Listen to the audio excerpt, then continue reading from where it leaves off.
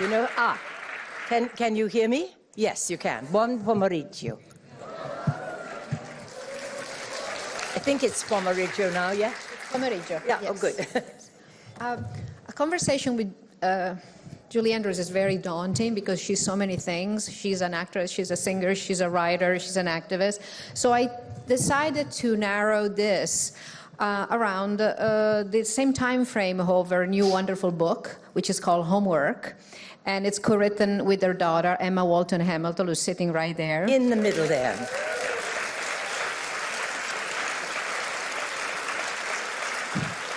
And excuse me, with my granddaughter, my grandson, and my son-in-law.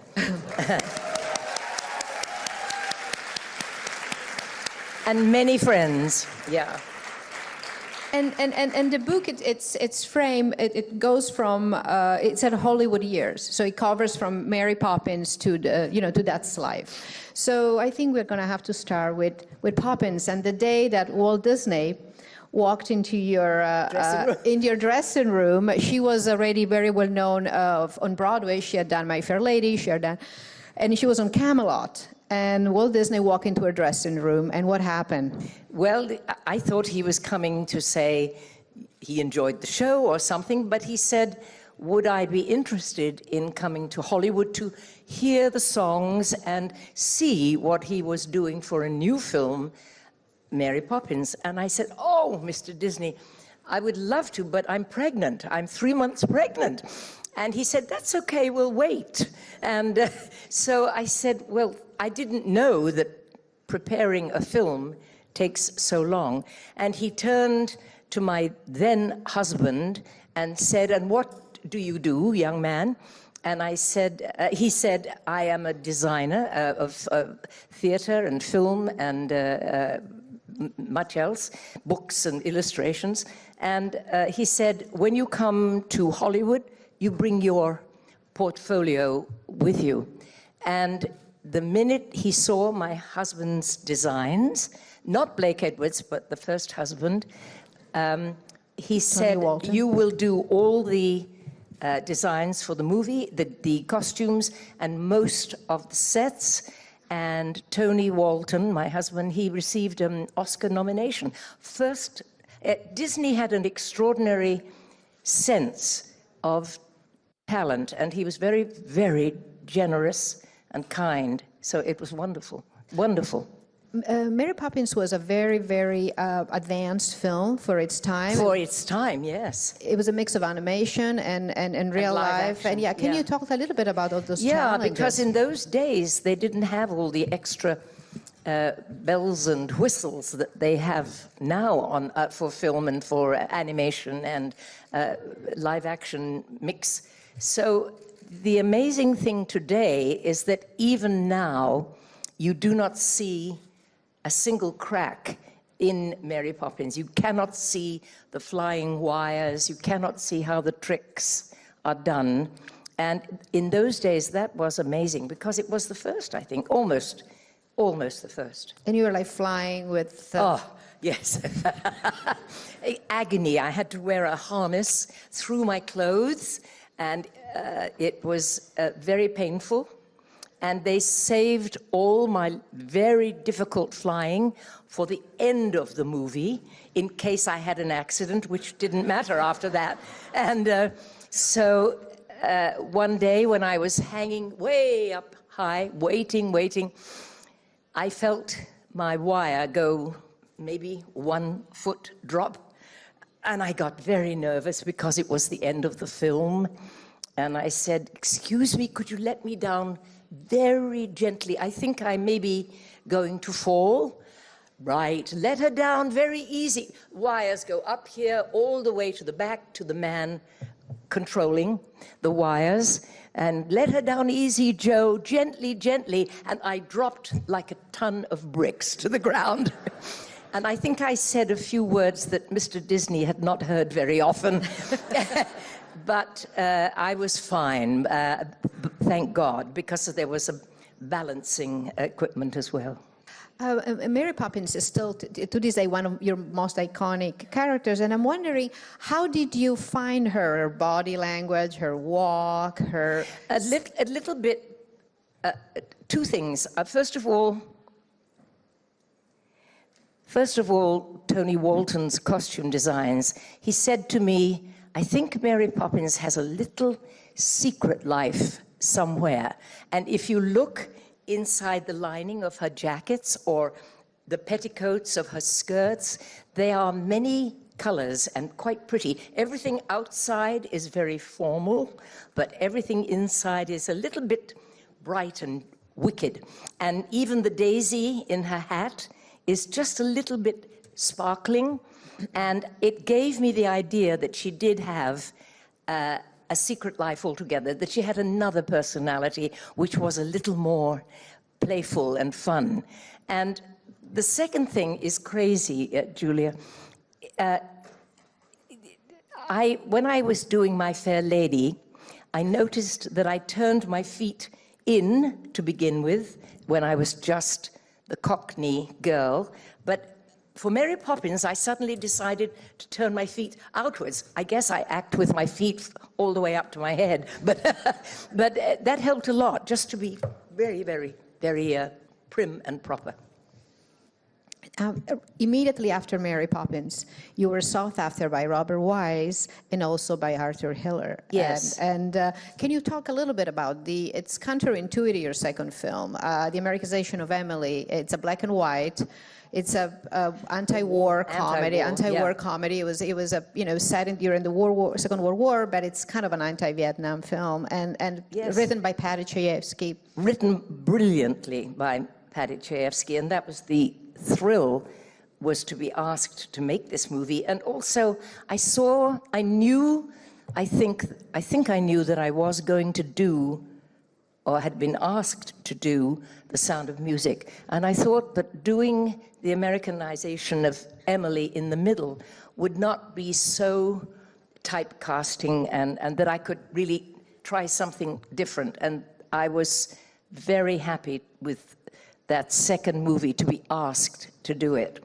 It was a wonderful screenplay, and I met my friend James Garner for the first time, and we made 3 projects together and were great friends.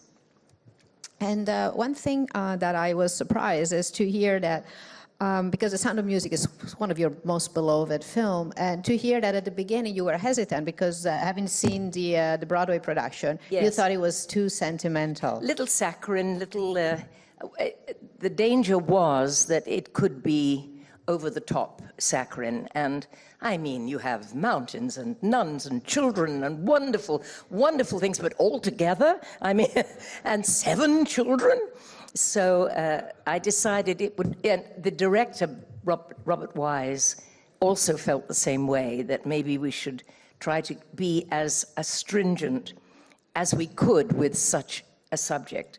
And I think it made it still was a very sweet and loving, sentimental film, but we saved a lot of it from being too saccharine, I think. And it wasn't Christopher Plummer an instrument of keeping it from being... Yes, he was our glue that held the whole film together. Robert Wise was masterful, but Christopher was so good as the captain, and so he was so astringent. It was lovely.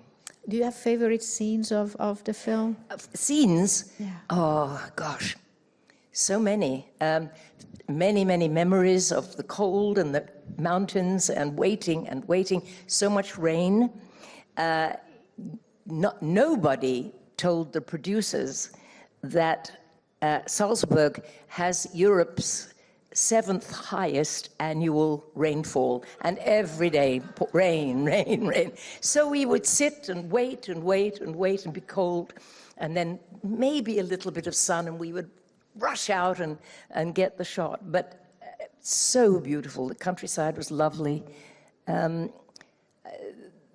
Well, I have so many memories, Julia. Can you think of one you'd like me to talk about? Yes, I very much like the one about the shooting the opening scene. Yes. The last day, and the helicopters. I really like that one. Okay, I think most people know this story, but I'd be happy to tell it again. The opening of the film, we shot on the very last day. Just me, everybody else had gone back to Hollywood, except for the crew. And so I began this end of the big field, and a big helicopter with the cameraman hanging out of the side, coming up over the trees and coming towards me as I begin to walk. And it was an extraordinary thing to see this helicopter so low, a little bit like a crab or a giant grasshopper coming toward me. And then all I had to do was reach my mark, turn, and begin to sing. And then I had to run back to this side, and the helicopter went back to this side. We did it maybe 6, 7, 8 times to get it exactly right, to hit the marks, to be in focus. But every time I make my turn, the helicopter, when I was finished, the helicopter would go up and go around me, and the downdraft from the jet engine was so strong that I fell into the grass.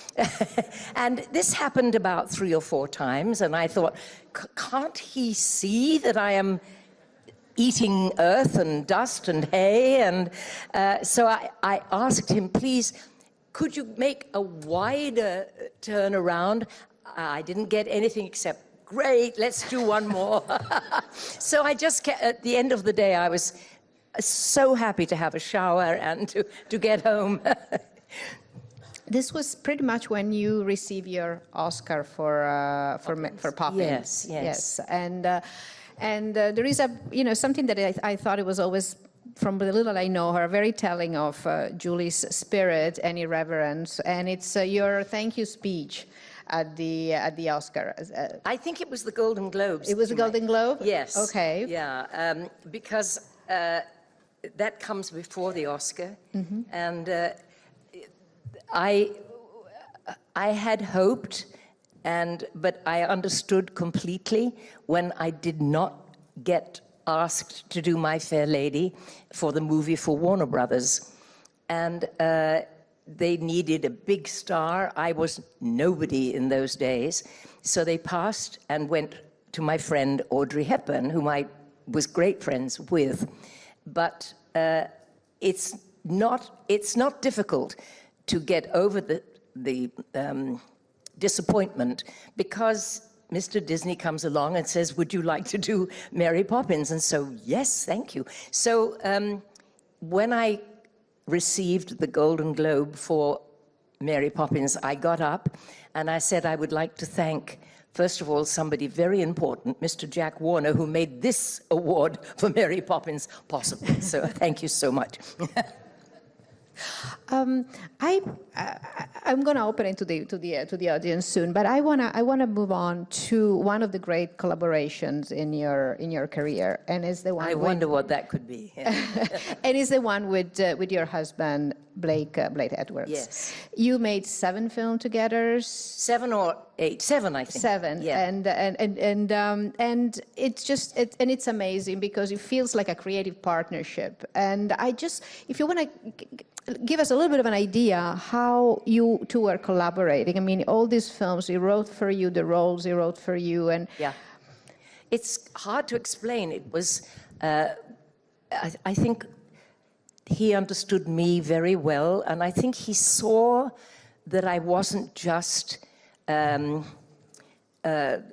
goody two-shoes, if you know what that word is. I wasn't just all prim and proper like Mary Poppins. There may be some comedy there. There may be something else as well. And he saw that and developed it for when we worked together. But also, I understood him also very well over the years. We were married 41 years and we knew each other 44 years. So there was a lot of time to get to know how we worked. He was funny, irreverent, full of joy. People will tell you, people that worked with him, that people begged to be on his set, on his films, because they were always such fun. I think, you know, as I see it, Hollywood was going through a transition, and, you know, the big musical were sort of fading. Well, beginning to fade. It was yeah. beginning to By the time I did Star, low-budget pictures like Easy Rider, those kind of movies were coming into favor. So big-budget films, people were a little bit angry and felt it was a waste. Excuse me, look at the big-budget films now. But in those days, they said, this is too much, this is too much. So all the great musicals went a little bit down, and all the independent films came up, which is fine. And now the balance is good again. And I think Blake and your work together was very much a force of change and with the times. Don't yeah, but also very innovative, because his films like 10 and Victor Victoria, for instance, were all with a fresh take, with a new idea. To write in 10 about a kind of middle-aged male crisis for guys, it was not the first time, but I think it was a very important film for that story. Of course, yeah, of and course. funny. I mean, Dudley Moore was so adorable in 10. And then S.O.B. was an especially interesting movie because it really was Blake's, I wouldn't call, would you call it revenge? A little bit. A little bit revenge for... Okay, getting back at. getting back at Hollywood, because in the early days with Blake, he did not have the final cut. And quite often, the heads of the studio would say, no, we take this out, we take that out. And they would take what Blake felt was the most important pieces and destroy his movies. So he wrote S.O.B. as a gotcha, you know. And you wrote especially your part for... Well, I understood. He really wrote a satire on my image. Sally Miles, called Smiles, in the movie was such a good lady and known for playing Peter Pan in her youth. And so eventually her husband in the movie makes a big flop, and he decides to remake this film and make it into a pornographic movie for his wife, his star. And it's really very witty, very funny, very satirical, yeah. Yeah. And this brings us to the movie we screened yesterday, which is one of our most beautiful, Victoria. Yeah. Is it true that you were worried at the beginning that the audience would not believe you? Yes, I know what you mean. Yeah. I said to my husband, when in Victor Victoria I play a woman who plays a man who pretends to be a woman. And that is like patting your head and rubbing your stomach. I didn't know which one I was, who was I think, was I today the woman or was I today the man? Let me think. So I was very worried that the audience, I said to my husband, they will never believe, I don't think, based on my image, that I could be a man. They couldn't. And he said, darling, don't worry. I make the audience in the movie believe you are a man. Therefore, the audience watching the movie will go along with that. And they did. And he was very wise that way. How did you, but you did, I was watching the movie a couple of weeks ago to prepare for this, and you really, the body language is amazing. You change when you're her, when you're, you know. Well, I didn't know what to do at first, and so I studied, which I was very happy about. I studied men a great deal. And what is the difference? What do they do? How do they sit? What do they... Ladies use their hands a lot and their expressions a lot. Men sit with their legs wide or their hands in their pockets or something like that, or keep mostly more still. So I thought, well, that's one thing I can do. And then I dropped my voice a lot. I mean, from being normal, I would go way down here. And then it was kind of interesting, but always walking on a tightrope for me. Yeah. And I think one of the defining decision on the set of that film was to, instead of doing on location, to go and shoot on backstage. Yeah, and why was that so important, do you think? The film was set in roughly, I think, 1934, something like that. And Blake wanted to shoot in Paris. It was all taking place in Paris. But there was no place outside that we could shoot that did not have a television aerial or some kind of modern device. And Blake said, I don't think I can find anywhere in Paris that looks as old as 1934. And he heard that Pinewood Studios had 2 giant sound stages back to back. They opened the doors, and it was built originally for the James Bond movies. But Blake managed to get these 2 sound stages, and the entire film, all of the film, was shot inside. And it gave the film unconsciously an intimacy that I don't think we would have gotten outside. And also, our director of photography, who was a wonderful gentleman, he said, we are filming, if we need to look like we are in winter in the snow, and this can be very cold, very blue on camera. So he said, I'm going to follow the postcards of Utrillo and put warm light on the snow, like neon lights or bar signs or traffic light, whatever, onto the snow to make it look like a warmer place.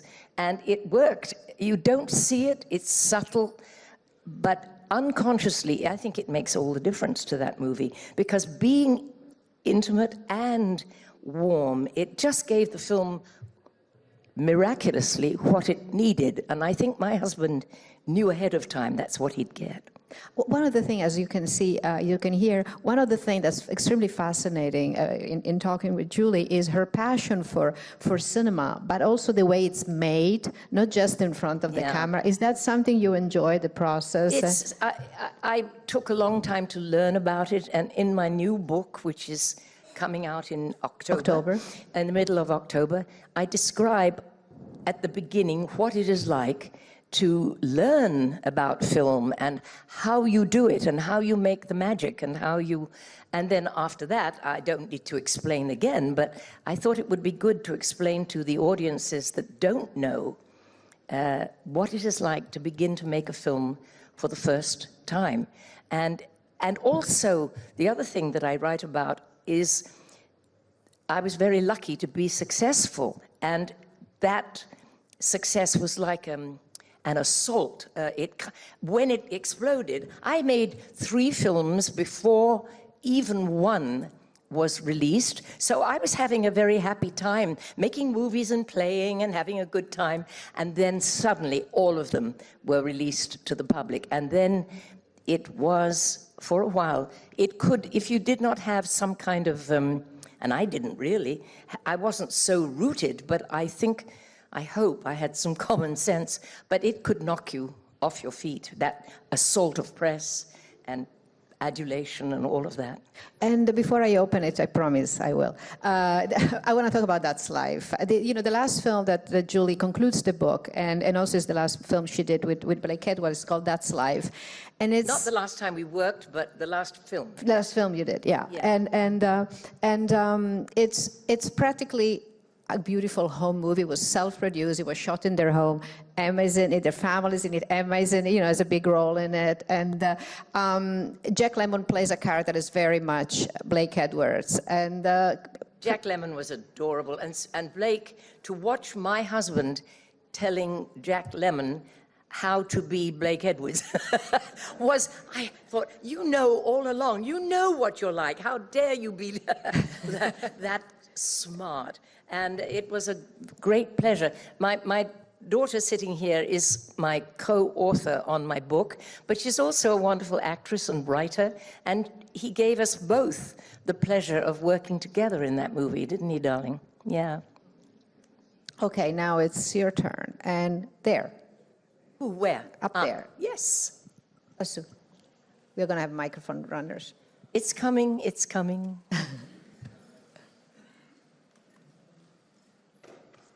And also, That's Life was very biographical. Yeah. Very, yeah. Yes. Good afternoon, Mr. Good afternoon. I would like to ask you, since you seem practically perfect as Mary Poppins, I would like to ask you, not as an artist, but as a human being, if you can share with us something that you are good at, or maybe something that you are less good at, just to Less good at? all. Oh, I can't cook at all. I'm very bad. I am the queen of breakfasts. I make a lot of breakfasts for my children. I have 5 children, and I have 10 grandchildren, can you believe? But I can't really cook at all. Example, one of my daughters said to me, "Mummy, you never made us brownies. You never cooked cookies for us." I said, "You will have cookies." I looked at the recipe, and I thought, this must be easy. I didn't have, what is bicarbonate of soda? Baking soda. I only had bicarbonate of soda. I thought that must be baking soda. So I put in, I couldn't even break the cookie when I finished. I apologized, but she got the idea anyway. But what do I do so bad? Darling, what do I do so bad? I do swear a lot. Yes, I have a, well, Mr. Disney found that out quite quickly.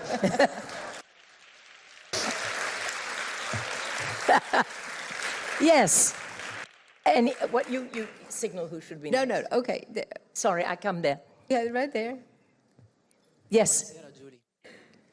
Vorrei che lei ci raccontasse qualche segreto del dietro le quinte del sipario strappato, della sua esperienza con Alfred Hitchcock. He'd like you to tell some of the backstage stories on the Hitchcock film Turn Curtain. Oh, I can remember quite a number, but the very first scene in the Hitchcock film was in bed with Paul Newman, not bad.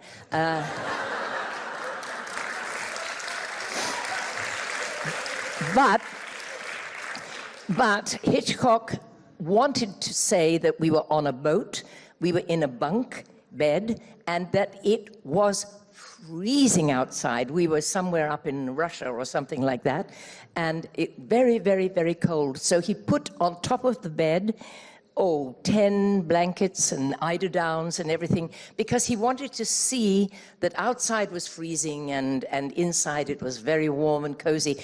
But it was so hot. 10 blankets, 10 eiderdowns and lights, and you soon begin to just.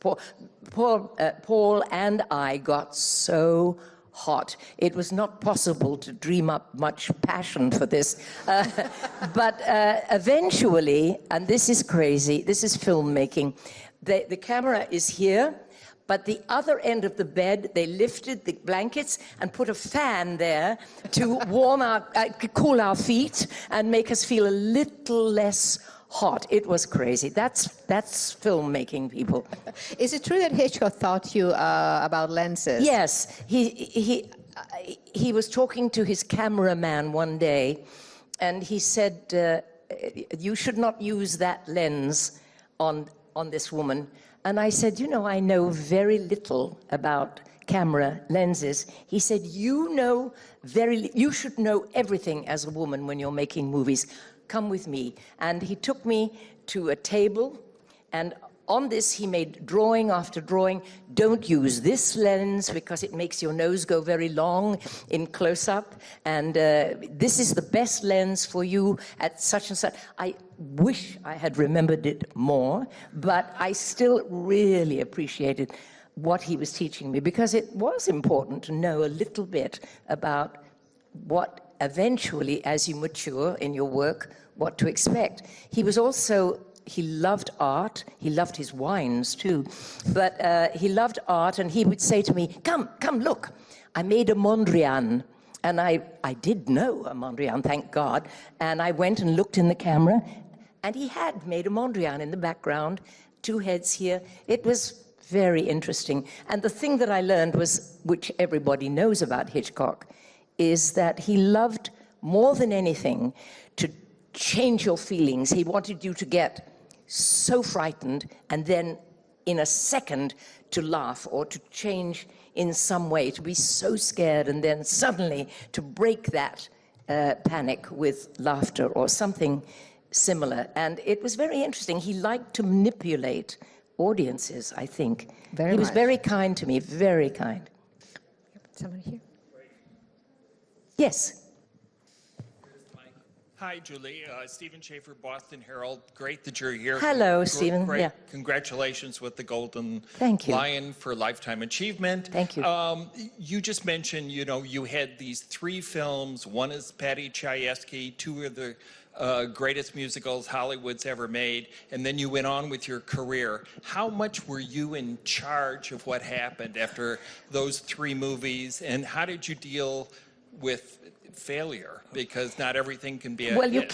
you cannot expect, even I realized, it's like anything, like Broadway or radio or anything, you cannot expect that you can bat 1,000 every time. You could not, and it would be ridiculous if you did.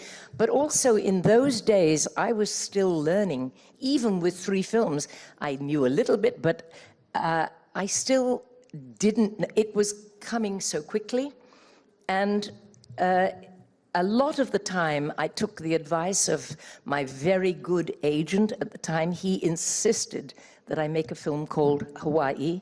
And I thought, how do I know how to do that? But I accepted it because he said, this was good for you, good for your career. And many things came my way this way. Scripts did not just flood across my desk and I could pick and choose, not at all. I tried to be careful, but mostly I listened to advice. Yeah.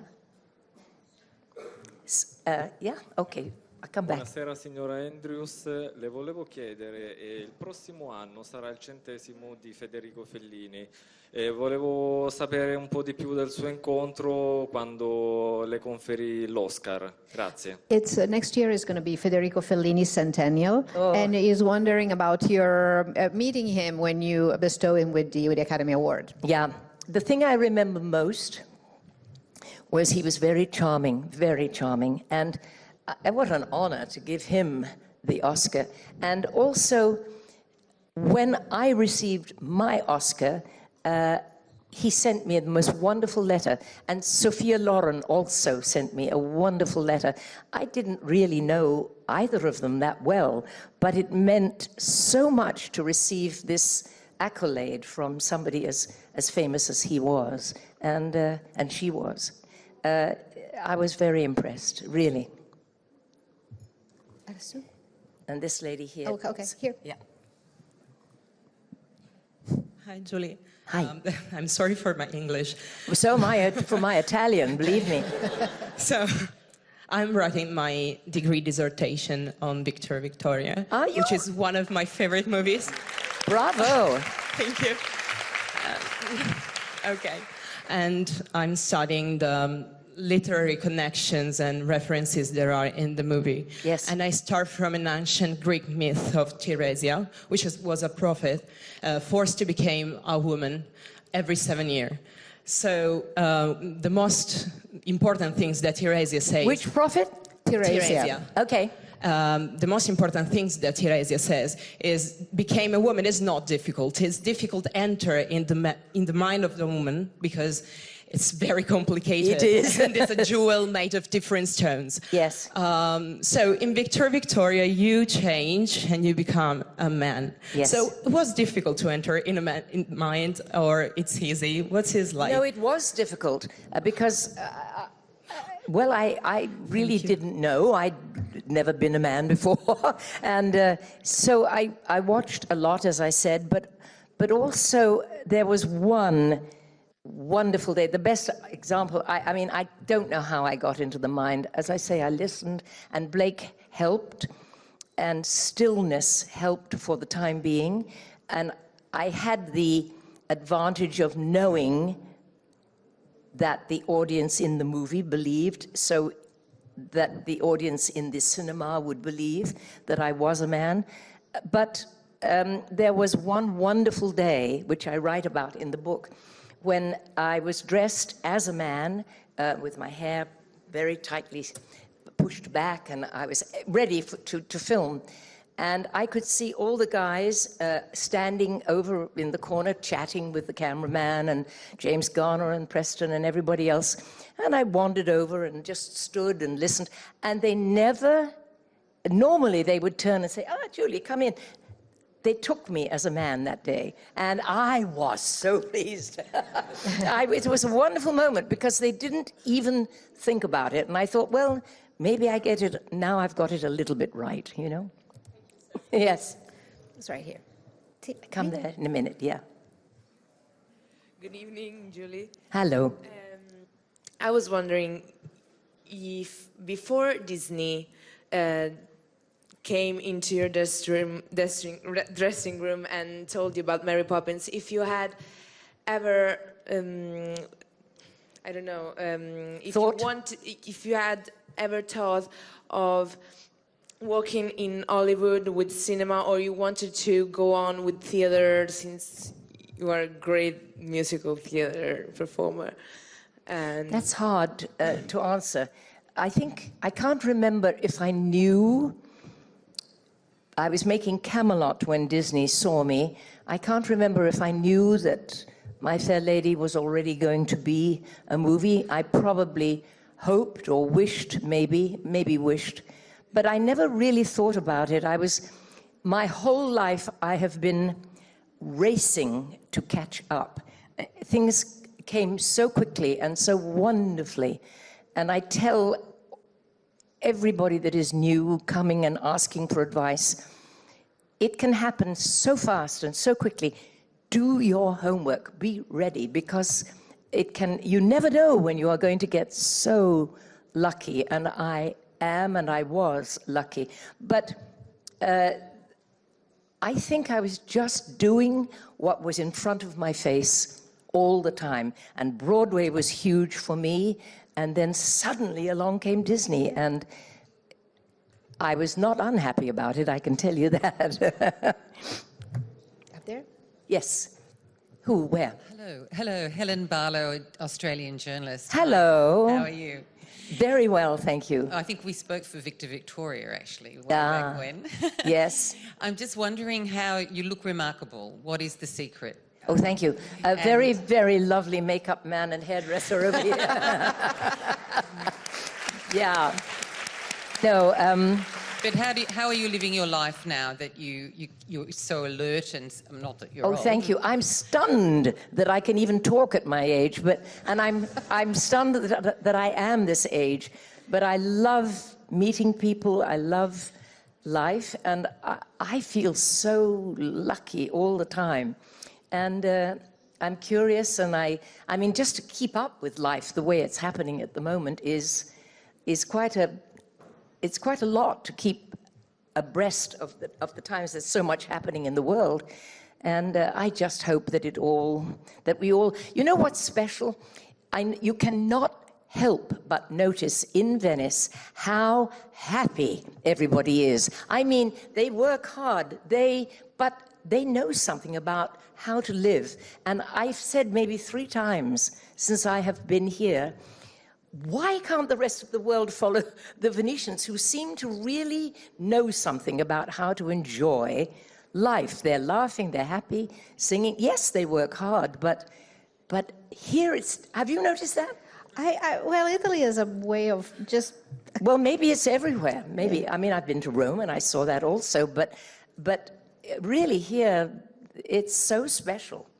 I would like the world to be like that now. It's a privileged place in a way, because it's so magic, and it is. And you just feel, Yeah. Oh, it's wonderful. Yeah.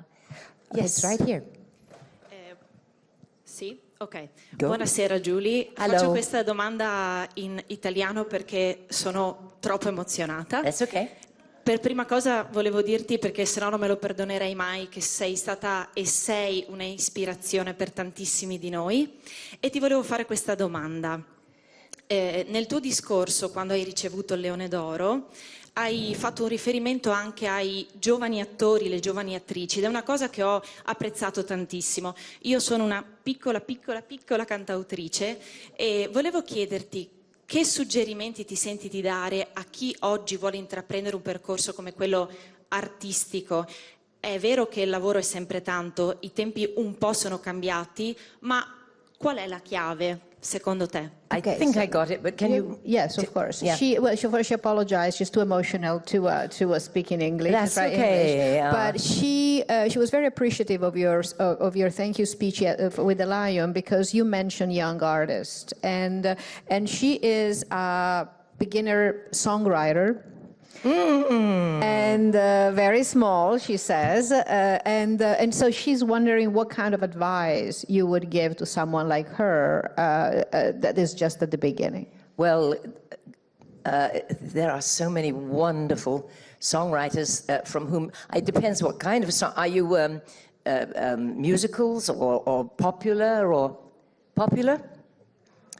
Study everybody, study and study. And for me, when I am singing, the most important things are the words, are the lyrics. If a song does not have something strong to say, it's very hard to sing. And there are some songs I cannot sing. I'm not very good at singing. I could sing it, but I'm not very good at it. Like feelings, feelings, oh, whoa, whoa, feelings. What do you do with that, But somebody like Sondheim, Stephen Sondheim, or any of the popular writers of today, study all of them, because everybody learns something from the past. That's the best advice I could possibly give, I think. Yeah. Would you say that singing is still your biggest love? Singing? Yeah. Well, music, I don't sing anymore because I had an operation which took my voice away.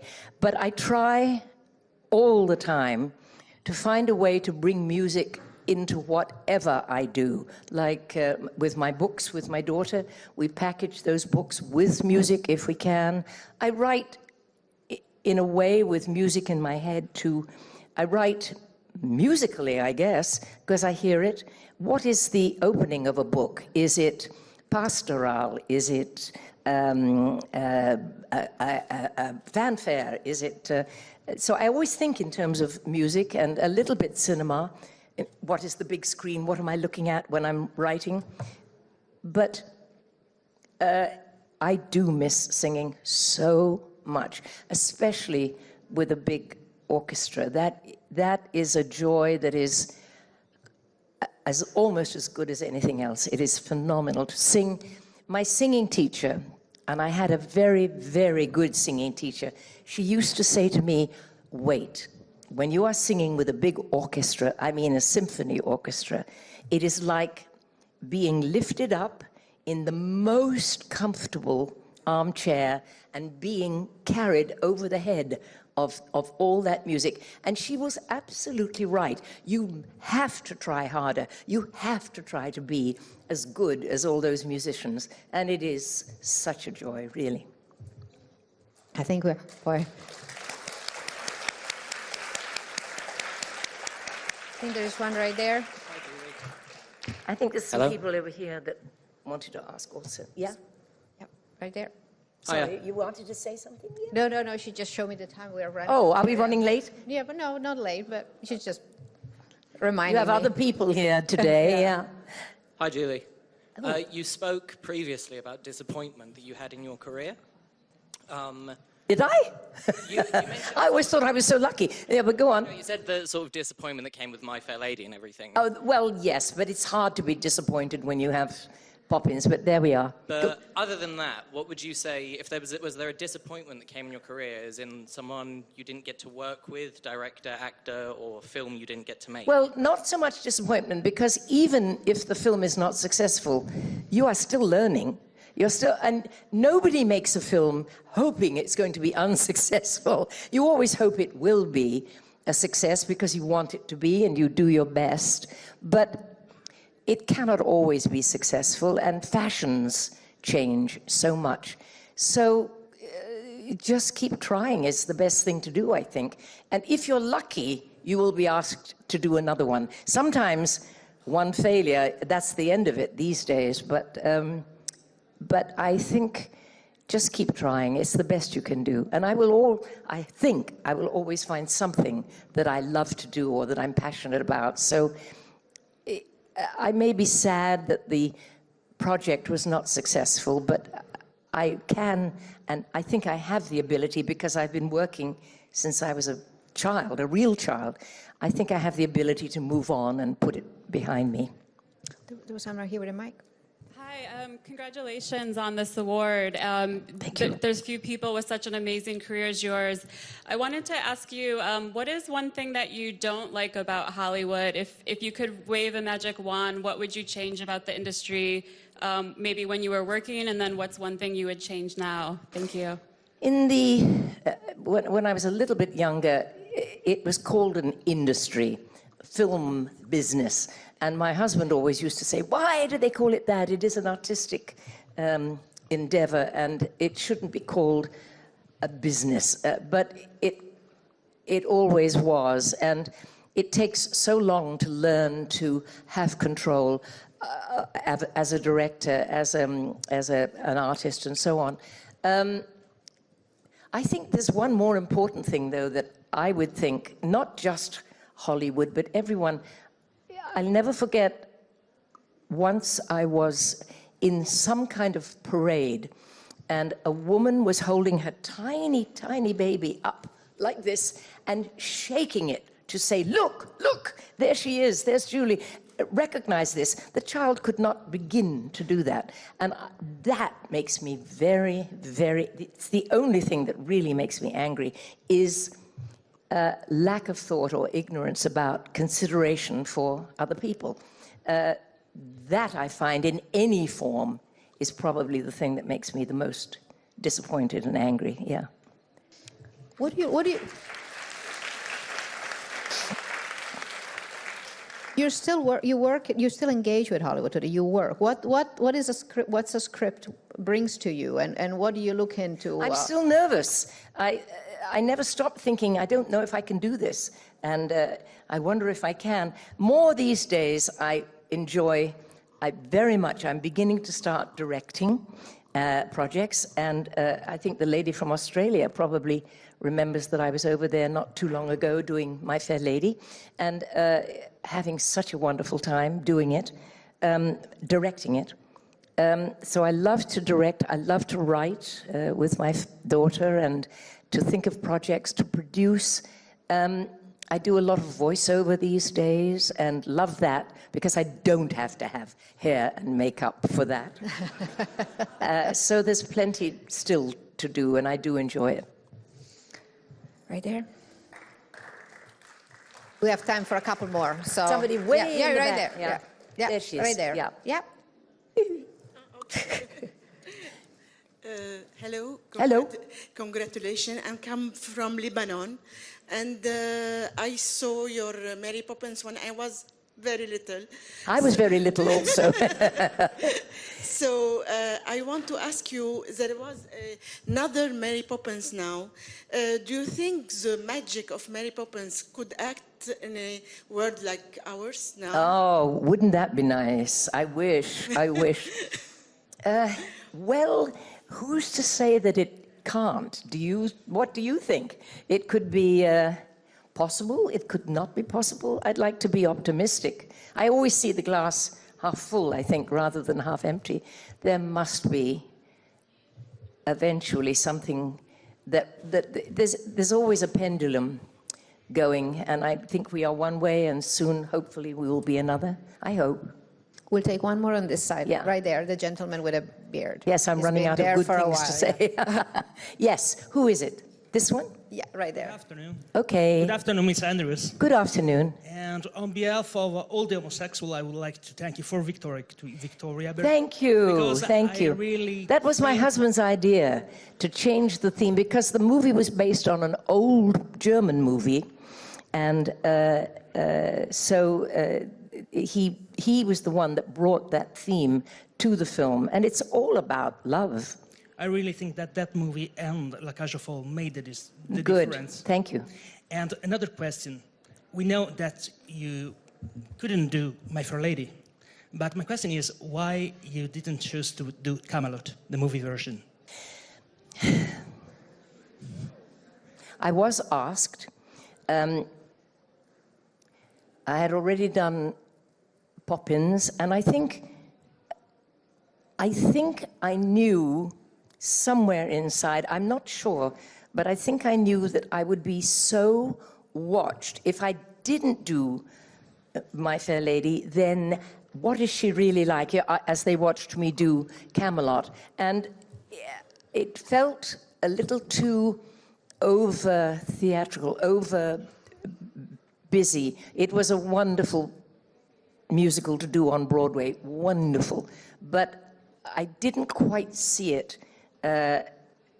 in my head or in my heart. And so I passed because I did have other wonderful opportunities coming my way.